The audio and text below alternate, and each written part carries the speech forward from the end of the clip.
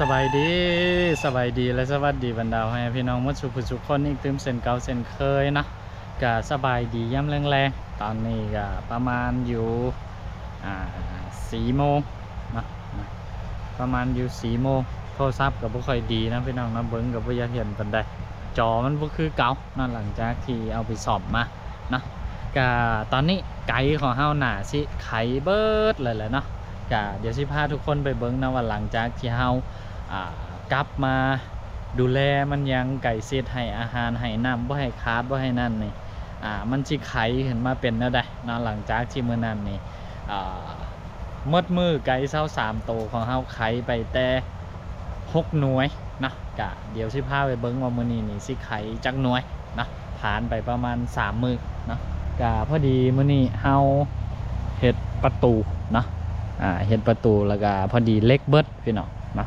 เป็นประตูไม้ประตูธรรมดานี่แหละเนาะเฮ็ดประตูหันนี่นะประตูอย่างนี้ยังบ่ทันบอกเถอะทุกคนเนาะกะเฮ็ดประตูนี่เล็กเบิดพี่น้องเฮ็ดไปแล้วก็เล็กเบิดกะระหว่างรอท่าทางสาวนี้เพิ่นเอาเล็กมาให้นะพอดีสาวนี้เพิ่นไปรับน้องเมย์กะนี่ละมาถ่ายคลิปถ่ายนั่นให้กับบรรดาให้พี่น้องเบิ่งประตูก็เป็นประตูนี่ละโค้งไม้แล้วก็เอาตานางเล็กนี่ใส่เนาะพอบ่ให้คนสร้างผ่านไปผ่านมาถามว่าบ่ไขประตูนี้เนาะเดี๋ยวพาไปเบิ้งไก่ไข่ของเฮาเนาะเป็นรุ่นไปชมนมพร้อมกันพี่น้องว่ามันสิไข่จักหน่อยพอดีช่วงนี้ก็เฮาปล่อยให้ตัวผู้เนาะไก่ธรรมชาตินี่เข้ามาลิ้นนะบ่ให้มันเครียดมันได้ผ่อนคลายเด้ นะนี่กำลังกินอาหารอยู่พี่น้องเนาะนี่บ่าวดำก็ใส่อาหารที่บ่าวดำผสมมาละเนี่ยเอามาแบบผสมน้ำให้มันกินเวลาเฮาเฮ็ดนั่นนี่กินดีขนาดจักเป็นไม่ยังบัดอยู่ในห้างนี่คือบ่กินนี่นะอยู่ในห้างนี่บ่กินลองเด้อพี่น้องเด้อนี่พอเฮาจับขึ้นมานี่นี่จักเป็นอีหยังนี่อันนี้ก็คืออาหารของเฮาเนาะลักๆก็เป็นข้าวโพดแล้วพี่น้องเอ้ยอันนี้ก็โอ้เนียงเต็มดีขนาดเนาะจะมาลุ้นเบิ่งไข่เฮาพี่น้องว่าสิมีจักหน่วยมื้อนี้เนาะฮอกนี่บ่ค่อยไข่เนาะไข่ก็หน่วย1 2 หน่วยแล้วก็ฮอกนี่ตอนที่แรกเนี่ยมันไข่ได้พี่น้องแต่ว่าเดี๋ยวนี้นี่จักเป็นยังบ่มาไข่เลยแล้วก็ขี่เต็มนะบ่มีไข่ก็ขี่เต็มเดี๋ยวนี้หน่วย1แล้วพี่น้องนับซอยกันเด้อแล้วก็พี่น้องนี่อันนี้แตกแบบมันกำลังฟื้นนะพี่น้องเนาะไข่มันก็น่าจะบ่ค่อยสมบูรณ์พอปานใดช่วงนี้นะเดี๋ยวลองนับเบิ่งพี่น้องว่ามีจักหน่วย1 2 3 4 5 6 7 8 9 10หน่วยกับหน่วยแตกนี่นะ1 2 3 4 5 6 7 8 9 10นะพอดี10หน่วยกับหน่วยแตกนี่พี่น้องโอ้เปลือกมันบางพี่น้อง10หน่วยแล้วก็11กับหน่วยนี้เนาะเดี๋ยวไปเบิ้งหอกต่อไปพี่น้องว่าสิมีบ่มีโอ้มีแต่นี่พี่น้องมีอยู่นี่หน่วยหนึ่งเนาะกะทั้งหมดเป็นอยู่12 หน่วยนะนี่พี่น้องผ่านมาประมาณ3 มื้อนะ3 มื้อ4 มื้อเท่านั้นที่ว่าเฮากลับมาดูแลมันนะให้ข้าวให้น้ำแบบเต็มที่บ่ให้มันขาดสินะกะถือว่าใครอยู่ในเกณฑ์ที่มันกลับมาฟื้นได้กันเฮาให้แบบนี้ไปเบาดำได้อยู่ดูแลจังซี่เนาะแบบตอนเช้าให้ข้าวให้น้ำมันบ่ให้มันขาดสิเนาะคือตามเกณฑ์ที่มันกินนะคือไก่ไข่นี่โตนึงนะมันสิกินอยู่ประมาณ 1.1 หา 1.2 กิโลต่อไก่10 โตนะคือโตนึงมันสิกินอยู่ประมาณ1 ขีดปลายๆนะประมาณ115 520 กรัมต่อ1โตนะเนาะก็คันเฮาให้อาหารมันได้ตามนี้นะเบาดำคือว่ามันน่าสิไขหลายกว่านี้เนาะคือนี่เบาดำกลับมาให้อาหารมันได้ประมาณ 3-4 มื้อนี่ล่ะจาก6หน่วยมันก็เพิ่มขึ้นมาเป็น12หน่วยแล้วเนาะต่อมื้อนึงเนาะแต่ก็ยังต่ำหลายเมื่อเทียบกับจำนวนไก่ของเฮาคือไก่ไข่นี่เป็นอีหยังที่ว่าเฮาจะต้องได้เอาใจใส่ดูแลมันเป็นพิเศษนะแล้วก็ช่วงก่อนหน้านี้คือจังที่ทุกคนฮู้ๆนำกันเนาะเบาดำพาสาวนี้ไปผ่าตัดเนาะผ่าตัดใส่ติ่งเราเบาดำก็ได้อยู่ดูแลเฝ้าอยู่พุ่นนะเนาะก็ไก่นี่ก็เนาะบางมือก็ได้กินอาหารเต็มที่แน่บางมือก็ขาดน้ำแน่บางมือก็สิหันนี่เด้มันก็เลยบอกใครเนาะเบาดำบ่ได้ชูดูแลก็คือแบบบ่อันนั้นเลยเนาะให้อีพอเขาเจ้าดูแลให้ก็บางครั้งก็บ่ทวงบ่ทันบ่ทัวบ่เทิงสินะเนาะไกลเฮาก็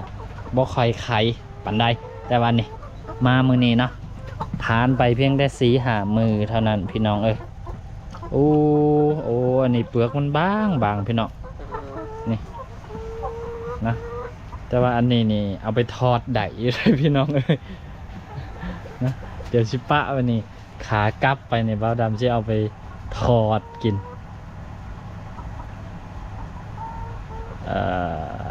นี่เอาไว้นี่ก่อนพี่น้องนะ เจ้าของก็กินไข่แบบนี้แหละพี่น้องจนไข่ดีๆก็เก็บไว้ไปขายเนาะเป็นค่าอาหารให้กับตัวไก่เนี่ยแบบนี้ก็ถือว่าสมบูรณ์อยู่ได้นี่เนาะนี่อันนี้ก็น่าสิประมาณเบอร์2เนาะไข่ตัวนี้ก็ถือว่าโอเคอยู่สำนี้เนาะก็ช่วงล่างๆนี่เนาะเฮาปล่อยให้มันออกไปเลาะไปเล่นบ่ให้มันเครียดเพิ่มพื้นที่คอกให้มันแต่ว่าความเป็นจริงแล้วนี่คอกซ้ำนี่เบาดำว่าเลี้ยงได้สบายเนาะซ้ำไก่ของเฮา2-3โตนี่นะเนาะแต่ว่าอยากให้มันได้เลาะได้เล่นได้เที่ยวบ่อยากให้มันเครียดนะพี่น้องเนาะก็เลยปล่อยมันออกไปทางนอกนี่เราของเฮานี่ก็แก๊บก็เริ่มมันนั่นละอีกจักหน่อยก็น่าสิดีเปลี่ยนละเนาะนี่ก็ถือว่าโอเคเนาะพี่น้องเนาะกับระยะเวลา3-4 มื้อนะที่เฮากลับมาดูแลมันนะคือไก่ของเฮานะก่อนหน้านี้มันเคยไข่ขึ้นไปเกือบครบเบิดทุกโตละเนาะขึ้นไปฮอด17โตนะคือมือหนึ่งได้17หน่วยที่เขาเก็บได้หลายสุดนะแล้วก็หลังจากนั้นก็มันก็เจอนี่ละหลายสิ่งหลายอย่างนะแล้วก็มาล่าสุดก็คือสาวนี้บ่ค่อยสบายเนาะแล้วก็เขาก็ต้องปะไก่ชุ่มนี่นะไปดูแลสาวนี้ไก่นี่ก็เลยไขรถหวบลงเลยเนาะวันนี้ก็ได้กลับมาดูแลอีกครอบไหมเนาะโอ้โถก็บ่แม่นของง่ายๆเนาะพี่น้องเนาะก่อนที่ว่าสิได้กินไข่ก่อนที่ว่าสิได้เก็บไข่เนาะก็นี่ละอันนี้คือหน้างานตัวจริงเนาะของการเลี้ยงไก่ไข่ด้วยตัวเอง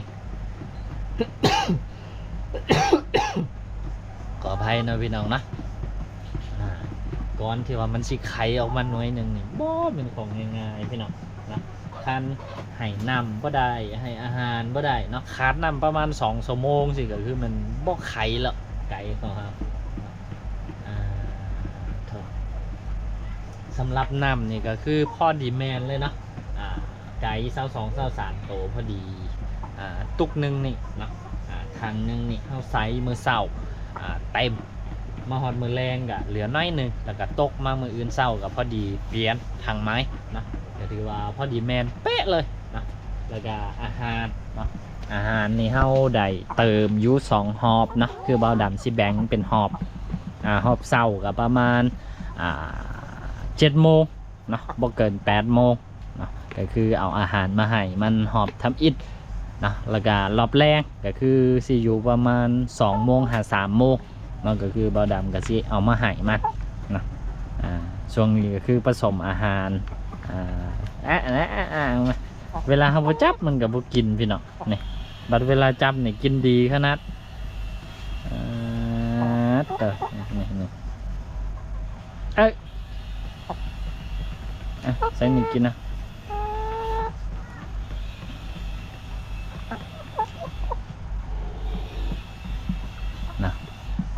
ก็ถือว่าเริ่มฟื้นแล้วพี่น้องนะเริ่มไปในทิศทางที่ดีขึ้นหลายเลยแหละจากมือนั้นเนาะคือมือที่เบาดำท้ายลงให้เบิ้งอันนี้กะมันเพิ่มแล้วได้ก้อนหนานั่นตอนที่เบาดำกลับมาแต่ดูแลสาวนี่ไม่ไหมนะมันไข่3 หน่วยนะไก่ทั้งหมดของเฮานี่นะไข่เพียงแต่3 หน่วยเบาดำว่าป๊าดโถกันมันเป็นจังซี่มันบ่ไหวตีเนาะก็เลยนี่แหละมาดูแลมันก็บ่ได้เฮ็ดมันยังหลายนะไม่ได้ให้ข้าวให้น้ำซื่อๆนะให้ข้าวให้น้ำคือยาปัวพยาธิมันยังซี่ก็ยังบ่ทันได้ให้เนาะความจริงก็เบาดำก็เกียมไว้ได้ละเนาะยาปัวพยาธิก็มีอยู่2 โตนะที่เบาด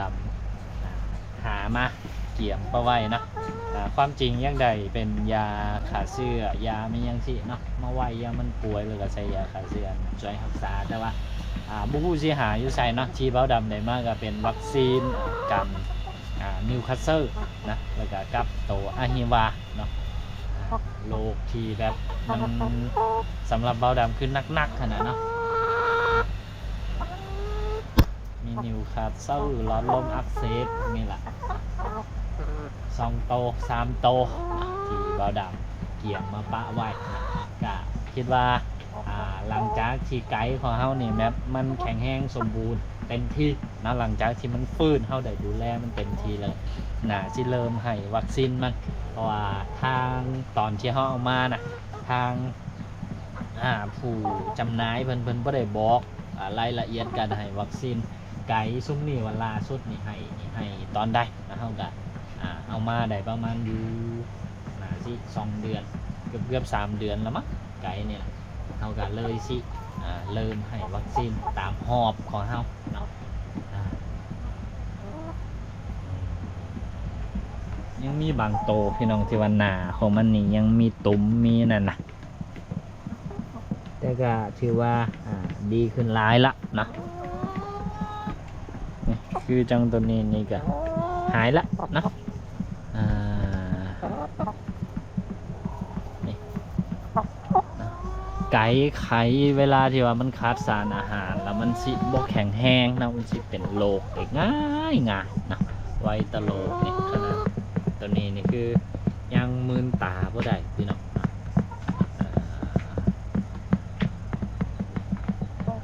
ก็ต้องได้ให้เวลามันพอสมควรแหละเนาะเบาดำลองไปค้นไปซอกละว่านี่จังสินะคือจังตัวนี้ที่มันมีตุ่มอยู่ตามหน้าตามตาจังสินะเพิ่นบอกว่าเป็นฟีดาสว่าซั่นเนาะ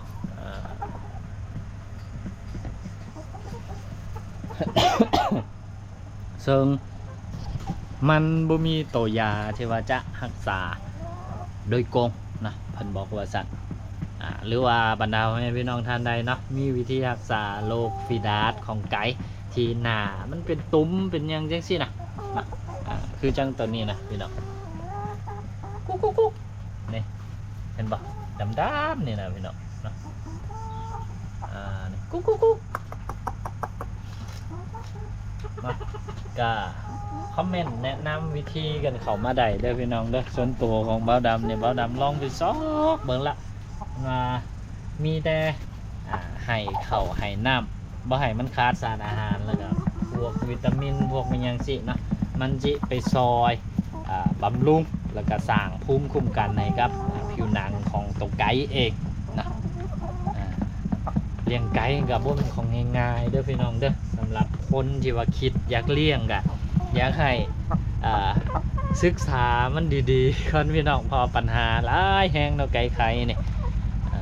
คันมีตัวใดตัวหนึ่งที่แบบบ่เป็นไปตามสิ่งที่มันควรจะเป็นแล้วก็คือบ่ไข่ลดคือไก่ของบ่าวดำตอนนี้ขาดอาหารมุงสีหามือนะไข่ก็คือลดควบเลย12 หน่วยนี่ก็คือเป็นการไข่ที่ว่าหลายที่สุดในรอบที่เบ้าดำหาได้กลับมาจากนั่นนะกลับมาแต่ห้องหมอหลังจากที่เอาเสานี้ไปผ่าตัดนะเนาะกะเดี๋ยวมาลุ้นไปพร้อมๆกันเนาะว่ามืออื่นมือต่อไปในไกด์ของเฮามันสิไขเป็นแนวใดเนาะคือบางมือเบ้าดำก็ได้อัปเดตบางมือก็บ่ได้อัปเดตเนาะคือจังมือวันนี้เนาะเบ้าดำมานับได้อยู่ประมาณ10 หน่วยเนาะมันก็คอยเพิ่มขึ้นทีละหน่อยนะจากมือก่อนหน้านั้น6 หน่วยก็เพิ่มขึ้นเป็น8 หน่วยแล้วก็เป็น10 หน่วยเนาะ10 หน่วยแล้วก็มามื้อนี้12 หน่วยแต่ว่ามีหน่วยหนึ่งบ่สมบูรณ์เปลือกมันบางแล้วก็แตกไปนะก็ถ้าเบิ่งมืออื่นมือต่อไปเนาะมือใดที่เบ้าดับสามารถที่ว่าสิมาเฮ็ดคลิปจังซี่ให้กับบรรดาให้พี่น้องเบิ่งได้เบ้าดำก็สิมาอัปเดตให้กับบรรดาให้พี่น้องได้ชมได้เบิ่งได้ฟังนำกันอีกตึมบาทนึงนำมื้อนี้ก็ประมาณนี้ก่อนเนาะพี่น้องเนาะขอตัวลาไปพร้อมกับน้องๆไกด์ของเฮาก่อนนะสำหรับคลิปนี้ขอกล่าวคำว่าสบายดีบ๊ายบาย